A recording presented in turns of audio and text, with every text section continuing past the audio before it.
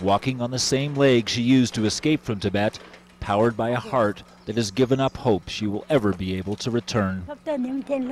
I had a family there, but we've lost contact, she says. Besides, I think I'll die long before Tibet is ever free. Still, the young generation has strong feelings about a homeland most have never seen. On display today as they took to the streets in the thousands. The Dalai Lama insists the majority of Tibetans still want to follow his middle way, but there's a growing and vocal minority who want to pursue a new path towards independence. They're angry with what they see as decades of repression by Chinese authorities, and they're impatient with their leaders' many years of discussion about autonomy that have yet to yield any concrete result. Some groups say nonviolent protest is the only way now, and they support those like the monk inside Tibet who set himself on fire recently to draw attention to the Tibetan fight for freedom. We push and push that eventually we are able to make things difficult in Tibet for the Chinese government, that they will be the one seeking negotiations with the Tibetan government here. They will become the ones who are appealing to the Dalai Lama to talk to them, not the other way around. At 73, His Holiness is now semi-retired. Despite ailing health, he says he will continue to lead the struggle for Tibet. And while many of his followers remain faithful, some wish their spiritual leader would pick up the pace and increase the pressure. Matt McClure, Al Jazeera, Dharamsala. And we're joined by a member of that younger generation here in DC, Yangchen Lama from the Students for a Free Tibet organization. Is it time for a rethink about tactics then? I think we're really encouraged to see actually that today, on the 50th anniversary of the 1959 National Uprising, more and more the leadership is being taken by the younger generation inside Tibet, and we're seeing creative and new forms of non-cooperation. Setting fire to yourself, is that the sort of thing that I think we're seeing more of? Well, overwhelmingly almost, the Tibetan movement has been nonviolent, and it's been the longest running nonviolent movement in history.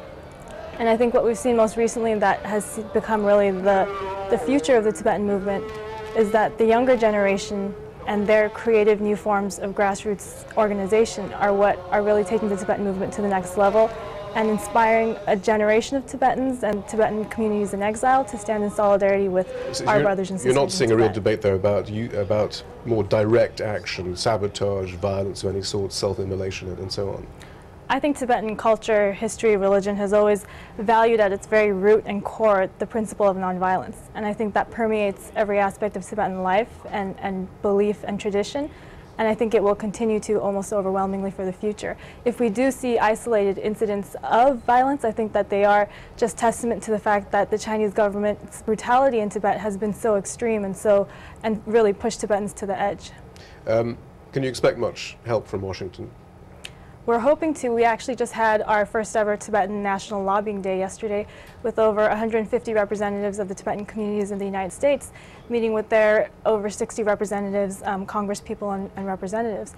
And we're urging our government and the new administration to make Tibet a priority with the U.S.-China agenda and to really increase the pressure on China to... The presidential spokesperson, they said, we respect the territorial integrity of China and consider Tibet to be a part of China. Is that acceptable to you?